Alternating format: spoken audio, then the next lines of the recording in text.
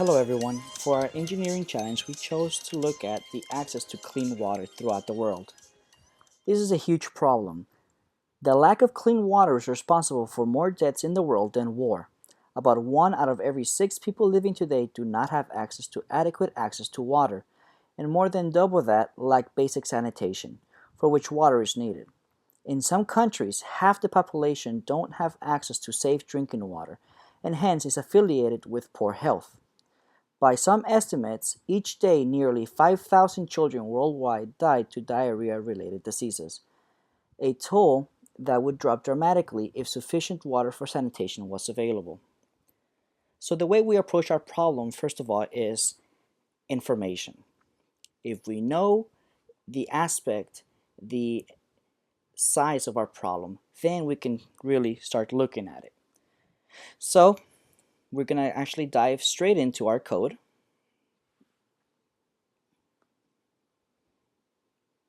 First and foremost, when we decided to make our code, we looked at knowledge. Knowledge is power. We cannot fix a problem if we do not know that we have a problem.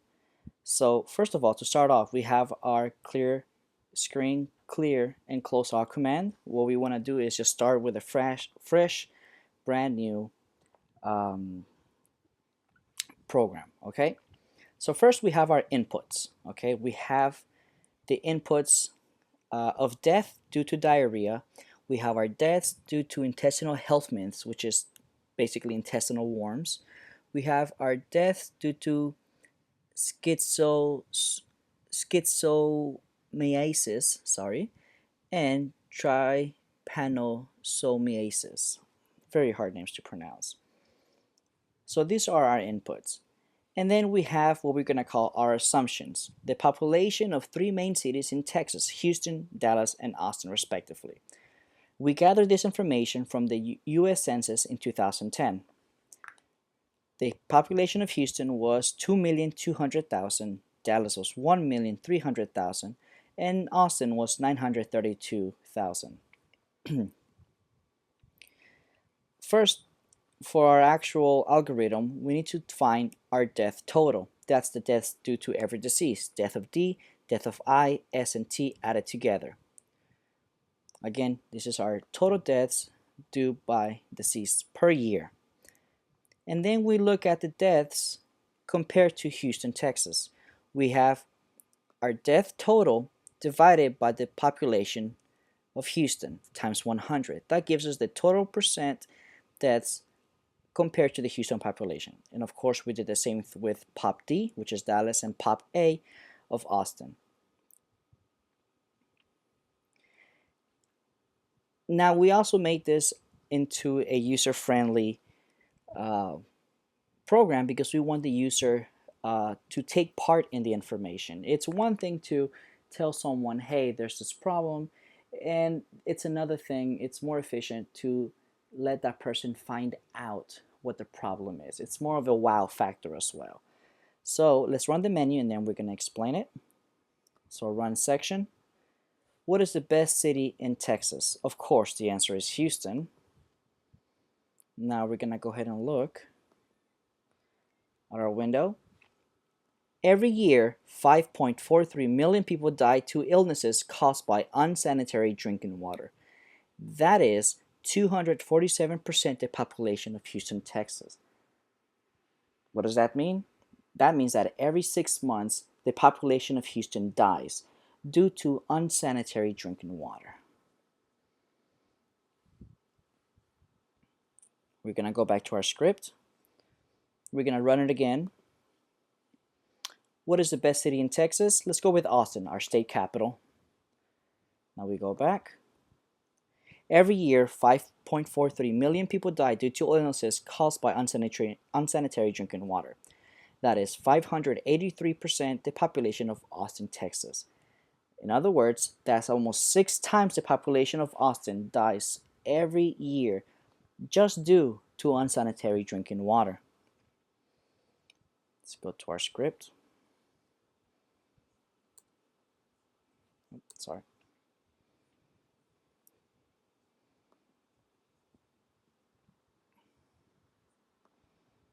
Okay, So the way our menu works, our question 1 is, what is the best city in Texas? Houston, Dallas, Austin are our 3 options. If the answer to question 1 is 1, Houston, then fprintf the information according to Houston population. Else if question 1 equals to 2, our second option, Dallas, fprintf the death information according to the population of Dallas. Else fprintf the death toll information according to Austin. And then we're going to end our program. And here we only put else fprint and then went straight to fprintf. We did not need to say else q1 equals 3 because we already said if q1 equals to 1, print this. If q2 equals to 2, print this. And if it's not 1 or 2, then go ahead and print information for 3, which is Austin, because we only have 3 options. If it's not Houston, it's not Dallas, then clearly you chose Austin.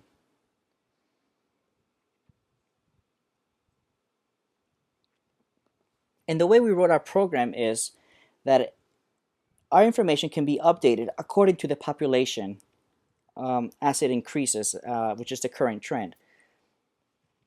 We got our information for the population of the 3 cities in Texas from the U.S. Census of 2010. The census is taken every 10 years, so we have almost 4 years for the next census. When that information comes out, we can update the information and we can get brand new percentages. Also, if the death toll for diarrhea or intestinal worms or anything else changes, we can just update that information from our inputs and still get a nice correlation of our percentage of the death toll due to dirty water compared to the 3 biggest cities in Texas. Now we're going to move on to our defecation trend by country, and this is probably the most useful aspect we have in our code. Here we have a few matrices for Ethiopia, India, Eritrea, Cambodia, Mexico, Bolivia, Haiti, and our years from 1990 to 2015 every 5 years.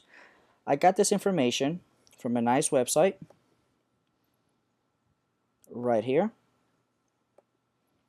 from The Guardian. And let me expand this map. So this map here actually is a map of the world with all the different countries and their respective percentage of the people who perform open defecation, which means they don't have access to toilets, so they have to use the restroom outside. You can see this little dark place right here. Mongolia is 9%, it really sticks out here in Asia and Russia. You have India, that's 44%. You have Brazil at 2%, Bolivia at 17%. You have Mexico at 1%. But this is just a snapshot of the greater information that I was able to find. We were able to look at UNICEF, and UNICEF has great data that we were really able to incorporate into our information. So let's go back to our script. So thanks to UNICEF, we were able to find that from 1990 to 2015, data has been collected by country to the percentage of open defecation. Ethiopia started off at 92%, and it's 2015, just last year, is now at 29%. India started off at 75, now at 74. Eritrea at 90, now at 77. Mexico, Bolivia, and Haiti started at 48, and is now at 19. So let's go ahead and run our script.